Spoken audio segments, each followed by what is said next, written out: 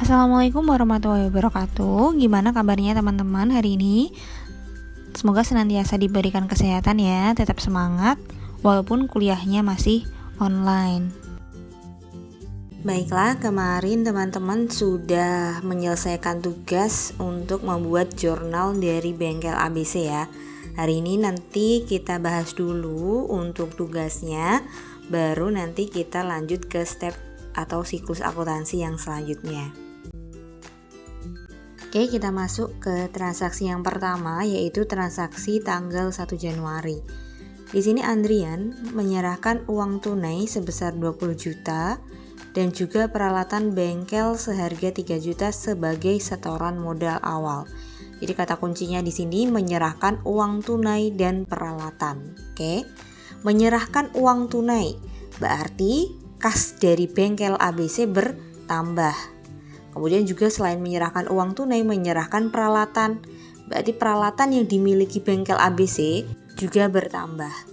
Kas, kemudian peralatan itu masuk kategori aset. Ingat tabel yang kemarin, aset bertambah di sisi debit. Sehingga kalau kita jurnalkan nih, yang ada di sisi debit itu ada kas sebesar 20 juta karena tadi Andrian itu menyerahkan uang tunai, kasnya bertambah 20 juta dan akun yang selanjutnya yaitu peralatan. Peralatan di sini juga bertambah di sisi debit karena peralatan tadi kan masuknya akun aset ya. Aset bertambah di debit. Jadi di sisi debit ada dua akun yaitu kas 20 juta, peralatan 3 juta. Oke, sekarang yang sisi kreditnya. Di soal tadi sudah disampaikan bahwasannya uang dan peralatan ini itu diakui sebagai setoran modal awal. Artinya apa? Artinya modal dari bengkel ABC bertambah.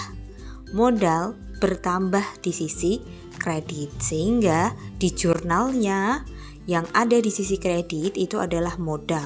Sebesar berapa? Sebesar 23 juta. Jadi terdiri dari kas 20 juta dan peralatannya 3 juta. Sehingga modal yang awal ditanam Andrian itu totalnya sebesar 23 juta. Selanjutnya transaksi tanggal 5 Januari. Di sini membeli peralatan bengkel dari CV Jujur sebesar 5 juta, baru dibayar 2 juta dan sisanya dibayar kemudian. Kata kunci dari transaksi yang tanggal 5 ini yaitu membeli peralatan. Karena membeli peralatan, otomatis peralatannya bertambah. Peralatan yang dimiliki bengkel ABC kan semakin banyak nih. Jadi peralatannya bertambah. Peralatan itu masuk kategori aset. Berarti kalau bertambah itu di sisi debit. Sehingga di sini untuk akun debitnya yaitu peralatan sebesar 5 juta. Oke, sekarang kita pindah ke akun kreditnya. Di soal tadi dikatakan bahwasanya harga peralatannya itu 5 juta, tapi baru dibayar 2 juta, sisanya ngutang. Artinya apa? Di sini bengkel ABC keluar uang kas sebesar 2 juta. Otomatis kas berkurang di sisi kredit, sehingga di sini akunnya di bagian kredit adalah kas 2 juta. Oke, karena tadi harganya 5 juta kan ya, baru dibayar 2 juta, berarti masih sisa utang 3 juta. Hutang bertambah di sisi kredit. Sehingga di sini selain kas ada akun hutang. Jadi akun untuk kreditnya yaitu kas 2 juta, hutang usahanya 3 juta. Sehingga balance debitnya 5 juta, kreditnya juga 5 juta.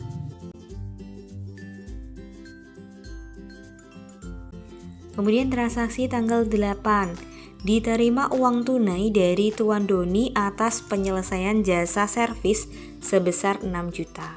Kata kuncinya di sini diterima uang tunai. Berarti bengkel ABC dapat kas. Karena menerima kas, otomatis kasnya bertambah. Kas bertambah di sisi debit. Sehingga jurnalnya di sini debitnya yaitu kas sebesar 6 juta. Karena sudah menyelesaikan jasanya, otomatis tadi kan perusahaan dapat kas. Sehingga dampaknya apa? Pendapatan usaha juga bertambah. Sehingga selain kas, di sini jurnalnya adalah pendapatan. penempatan karena dia sudah menyelesaikan jasa yang sudah diberikannya, dia dapat imbalan. Nah, berarti penghasilan atau pendapatannya kan juga bertambah. Sehingga selain kas di debit sebesar 6 juta, untuk akun kreditnya yaitu pendapatan juga sama sebesar 6 juta. Lanjut ya, transaksi tanggal 14. Membayar hutang pada CV jujur atas pembelian kredit sebelumnya sebesar 2 juta. Tadi teman-teman masih ingat ya, bahwasanya Bengkel ABC itu membeli peralatan di CV jujur seharga 5 juta, baru dibayar 2 juta, dia masih punya hutang 3 juta. Lah, tanggal 14 ini baru dicicil 2 juta hutangnya. Kata kuncinya di sini adalah membayar hutang. Artinya apa? Hutangnya dibayar, dilunasi. Berarti hutangnya berkurang. Hutang berkurang di sisi debit. Sehingga di sini untuk jurnalnya bagian debit yaitu utang usaha sebesar 2 juta karena ngelunasinya baru 2 juta. Kemudian di sini karena dia membayar, karena Bengkel ABC di sini adalah membayar hutang, otomatis Bengkel ABC mengeluarkan uang. Berarti kasnya berkurang. Kas berkurang di sisi kredit. Sehingga untuk jurnalnya yang bagian kredit di sini adalah kas sebesar 2 juta. Jadi jurnalnya hutang usaha di debit sebesar 2 juta, kreditnya adalah kas.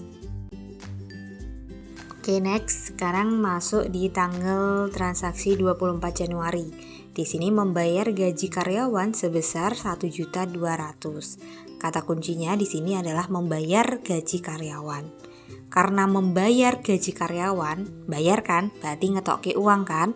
Berarti kasnya berkurang. Kas berkurang itu di kredit. Sehingga kita ketemu nih akun kreditnya yaitu kas sebesar 1.200.000. Karena di sini membayar gaji karyawan, otomatis diakuinya sebagai beban gaji. Sehingga beban gajinya di sini masuk di bagian debit. Jadi beban gaji di debit 1.200.000. Oke, masuk ke tanggal 28 Januari. Untuk transaksi tanggal 28 Januari di sini membayar beban listrik dan air sebesar 80.000. Konsepnya hampir sama ya untuk transaksi ini dengan transaksi sebelumnya. Jadi sama-sama membayar beban. Berarti di sini karena membayar, kasnya berkurang. Kalau kas berkurang itu masuknya di kredit, sehingga di jurnalnya di sini kas di bagian kredit sebesar 80.000. Kemudian untuk debitnya, karena di sini dia membayar beban listrik dan air, kan bayarnya beban listrik dan air ya. Jadi masuknya untuk akunnya di sini adalah beban listrik dan air di bagian debit sama sebesar 80.000. Oke, selanjutnya transaksi tanggal 29 Januari. Di sini pemilik mengambil uang untuk keperluan pribadi sebesar 250. Karena di sini pemilik mengambil uang untuk kepentingan pribadi bukan berkaitan dengan kepentingan usahanya, maka nanti untuk nama akunnya yaitu menggunakan akun Prive. Karena di sini pemilik mengambil uang, otomatis kas yang ada di usaha Bengkel ABC berkurang karena diambil nih sama pemiliknya. Berarti kalau kas berkurang masuknya di sisi kredit. Berarti di sini untuk sisi kreditnya kita ketahui kas sebesar 250.000. Kemudian karena tadi dia mengambil untuk keperluan pribadi, itu masuknya akun Prive, berarti Prive-nya bertambah. Prive itu kalau bertambah berada di sisi debit, sehingga di sini untuk jurnalnya Prive di debit sebesar 250.000, sedangkan kas di kredit sebesar 250.000. Yang terakhir untuk transaksi tanggal 30 Januari, yaitu membeli perlengkapan bengkel senilai 200.000. Kata kuncinya di sini adalah membeli perlengkapan. Artinya apa? Perlengkapannya bertambah. Perlengkapan itu masuk kategori aset lancar. Berarti kalau dia kategori aset bertambah itu di sisi debit. Sehingga jurnalnya untuk sisi debit di sini adalah perlengkapan sebesar 200.000. Kemudian untuk sisi kreditnya, ingat di sini tadi kan membeli. Otomatis kalau membeli itu kan keluar uang, kasnya berkurang. Kas berkurang itu di sisi kredit, sehingga untuk jurnalnya di sini debitnya perlengkapan sebesar 200.000, kreditnya kas juga sama sebesar 200.000.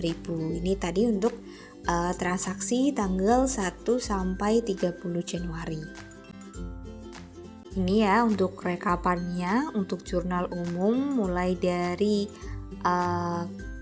transaksi tanggal 1 sampai dengan transaksi tanggal 30. Silakan nanti kalau teman-teman masih ada yang salah bisa diperbaiki dulu ya. Karena nanti kita berlanjut ke step langkah berikutnya.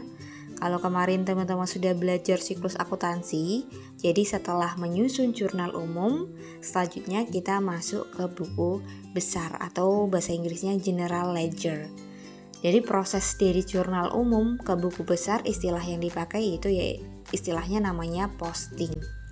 Jadi dalam konteks akuntansi yang dimaksud dengan posting buku besar itu adalah memindahkan dan juga mengelompokkan setiap transaksi yang ada di jurnal ke dalam catatan buku besar. Jadi nanti di sini transaksi-transaksi tersebut itu akan dikategorikan ke masing-masing akunnya. Jadi nanti kita buat buku besar untuk masing-masing akun yang ada di jurnal. Baiklah, selanjutnya kita masuk ke buku besar ya.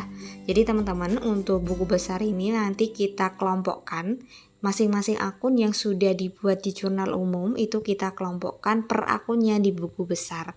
Jadi asumsikan misalkan di sini untuk akun yang pertama yang akan kita kelompokkan yaitu ada akun kas. Jadi kita cari dari jurnal umum yang sudah kita buat sebelumnya, kita cari yang ada akun kasnya. Jadi misalkan di sini tanggal 1 Januari. Tadi kan tanggal 1 Januari ada akun kasnya ya di bagian debit. Sehingga nanti kita masukkan ke buku besar untuk akun kas itu tanggal 1 karena tanggal 1 tadi berupa setoran. Jadi kita keterangannya di sini ditulis setoran awal. Jadi untuk keterangan nanti bebas ya, tergantung persepsi teman-teman seperti apa. Di sini yang jelas kasnya berada di debit, otomatis kita masukkan ke bagian kolom debit. Kemudian kita tarik ke bagian saldo. Jadi saldo ini untuk rekapannya ya nanti itu juga masuk ke bagian debit. Jadi untuk kolom saldo ini memang dipisah, ada debit kredit sehingga nanti akan memudahkan teman-teman ketika akan melanjutkan step yang selanjutnya yaitu menyusun neraca saldo. Jadi untuk memudahkan nanti teman-teman memposisikan di mana yang debit, mana yang kredit.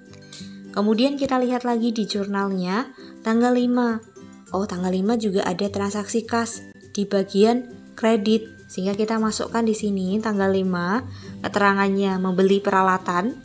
Kasnya tadi masuknya di bagian kredit, jadi di bagian kredit. Sehingga di saldonya yang sebelumnya kita punya saldo uang 20 juta, karena kita pakai untuk membeli peralatan 2 juta, sehingga saldonya sisa 18 juta. Kok di bagian debit Bu? Ingat, karena debitnya tadi dia 20 juta, dikurangi kreditnya 2 juta, masih besaran yang debit, sehingga berada di posisi debit, sehingga debitnya di sini 18 juta. Kita lanjut ke transaksi jurnalnya. Tanggal 8, oh ada kas lagi, kasnya di bagian debit, sehingga tinggal kita masukkan tanggal 8, keterangannya berupa penghasilan, masuk ke debit 6 juta, sehingga di saldo kita yang semula tanggal 5 tadi masih punya kas 18 juta, karena masuk pendapatan 6 juta, sama-sama berada di posisi debitnya, sehingga ditambahkan 18 tambah 6 itu 24, sehingga di sini di saldonya keterangannya jadi 24. Kemudian lanjut lagi ke jurnal umumnya. Tanggal 14 ada kasnya. Kebetulan untuk transaksi 1 sampai 30 di sini melibatkan akun kas semua ya, sehingga nanti masuk ke buku besar. Kita masuk tanggal 14, di sini membayar utang.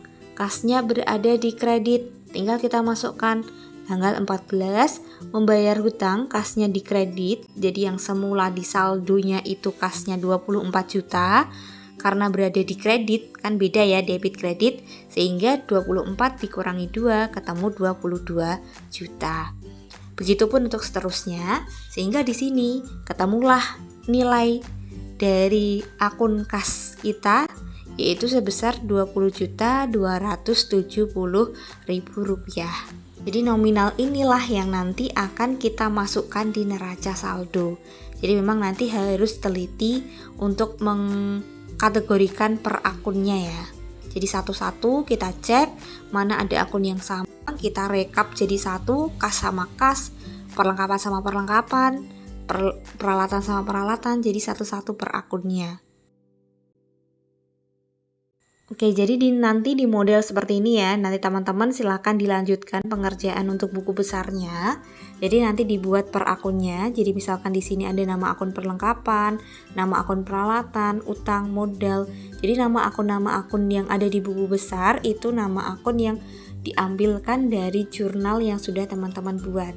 Jadi nggak boleh ada nama akun selain dari nama akun yang ada di jurnalnya. Jadi nanti direkap, dikategorikan satu-satu, rekapannya dikelompokkan, masing-masing akun tadi yang ada di jurnalnya dikelompokkan satu-satu. Silakan nanti coba teman-teman kerjakan. Kalau misalkan ada yang masih dibingungkan, silakan bisa bertanya. Baiklah, silakan nanti teman-teman selain membuat buku besar dari bengkel ABC, kemarin kan teman-teman juga sudah membuat jurnal untuk Laundry Tiara ya. Jadi silahkan dibuat buku besarnya, nanti difotokan, dikirimkan via email.